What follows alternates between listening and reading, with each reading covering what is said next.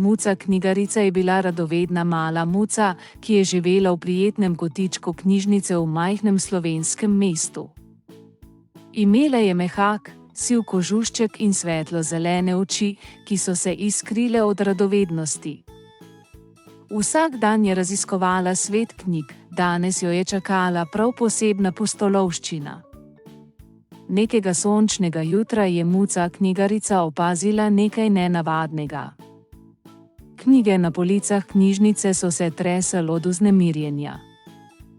Med seboj so si šepetale zgodbe in muca knjigarica jih je slišala.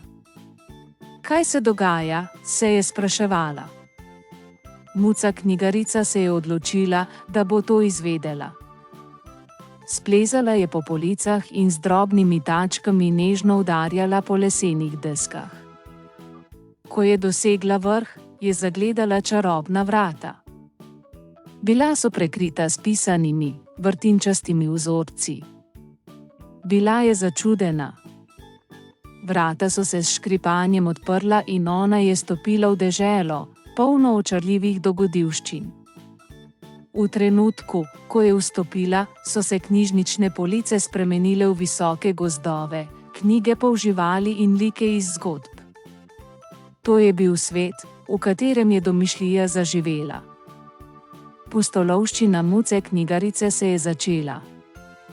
Spoznala je modro sovo, ki je znala odgovoriti na vsako vprašanje, nagajivo opico, ki jo je naučila, kako pomembno je deliti, in prijaznega zmaja, ki ji je pokazal, kako biti pogumen.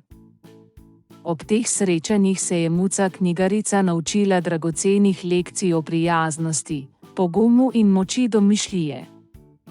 Odkrila je, da je svet knjig čaroben kraj, kjer se lahko hkrati uči in zabava. Ko je sonce začelo zahajati, se je muca knjigarica vrnila v svoj dom v knjižnici. Imela je polno srce zgodb in naukov, ki jih je želela deliti s svojimi malimi prijatelji. Vedela je, da knjižnica ni le miren prostor s starimi zaprašenimi knjigami, ampak so to vrata do neskončnih pustolovščin in znanja. Otroci, ki so brali njeno zgodbo, so se naučili, da so knjige več kot le papir in črnilo, so ključ do čudovitega sveta. Muca knjigarica, mala muca z veliko domišljijo, jim je pokazala pot.